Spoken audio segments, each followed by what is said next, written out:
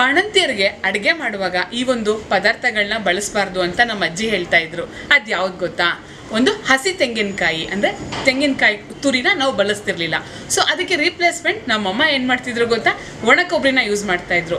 ಒಣ ಕೊಬ್ಬರಿ ತಿನ್ನೋದ್ರಿಂದ ನಮ್ಮ ದೇಹಕ್ಕೆ ಒಂದು ಒಳ್ಳೆಯ ಮಾಯಿಶ್ಚರೈಸರ್ ಸಿಗುತ್ತೆ, ನಮಗೆ ಒಳ್ಳೆ ಕೊಬ್ಬಿನಾಂಶ ಕೂಡ ಬರುತ್ತೆ. ಒಣ ಕೊಬ್ಬರಿಯಿಂದ ತುಂಬಾ ಉಪಯೋಗ ಇದೆ ಸ್ನೇಹಿತರೆ. ಮತ್ತು ಹಸಿಮೆಣಸಿನ್ಕಾಯಿನ ನಮ್ಮಮ್ಮ ಉಪಯೋಗಿಸ್ತಾನೆ ಇರಲಿಲ್ಲ. ಹಾಗಾದರೆ ಖಾರಕ್ಕೆ ಏನು ಮಾಡಬೇಕಪ್ಪ ಅಂತ ಅಂದರೆ ನೋಡಿ, ಹಸಿಮೆಣಸಿನ್ಕಾಯಿ ಗ್ಯಾಸ್ಟ್ರಿಕ್ ಆಗ್ಬೋದು, ಆ್ಯಸಿಡಿಟಿ ಕೂಡ ಆಗ್ಬೋದು. ಅದಕ್ಕೆ ರೀಪ್ಲೇಸ್ಮೆಂಟಾಗಿ ಒಣಮೆಣಸಿನ್ಕಾಯಿನ ಉಪಯೋಗಿಸ್ಕೋಬೋದು.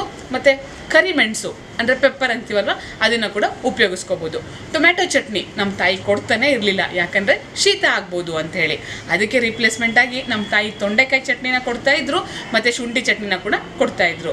ಸೊ ಈ ಥರ ನಿಮಗೆ ಬಾಣಂತನ ಸುಖವಾಗಿರಬೇಕು, ನಿಮ್ಮ ಆರೈಕೆ ಚೆನ್ನಾಗಿರಬೇಕು ಅಂತಂದರೆ ನೀವು ನಮ್ಮ ಬಾಣಂತಿ ಬ್ಯಾಸ್ಕೆಟ್ನ ಬೈ ಮಾಡ್ಬೋದು. ಈ ಒಂದು ಪ್ರಾಡಕ್ಟ್ ನಿಮಗೆ ಬೇಕಾ ಸ್ನೇಹಿತರೆ? ಸೊ ಹಾಗಾದರೆ ನಮ್ಮ ವೆಬ್ಸೈಟ್ www.asirimane.com ಇಲ್ಲಿ ವಿಸಿಟ್ ಮಾಡಿ ಆರ್ಡರ್ನ ಪ್ಲೇಸ್ ಮಾಡ್ಕೊಳ್ಳಿ. ನಿಮ್ಮ ಮನೆಗೆ ನಮ್ಮ ಮನೆಯ ಹೈಜೀನ್ ಪ್ರಾಡಕ್ಟ್ನ ಡೋರ್ ಸ್ಟೆಪ್ ಡೆಲಿವರಿ ಕೂಡ ತಗೊಳ್ಳಿ.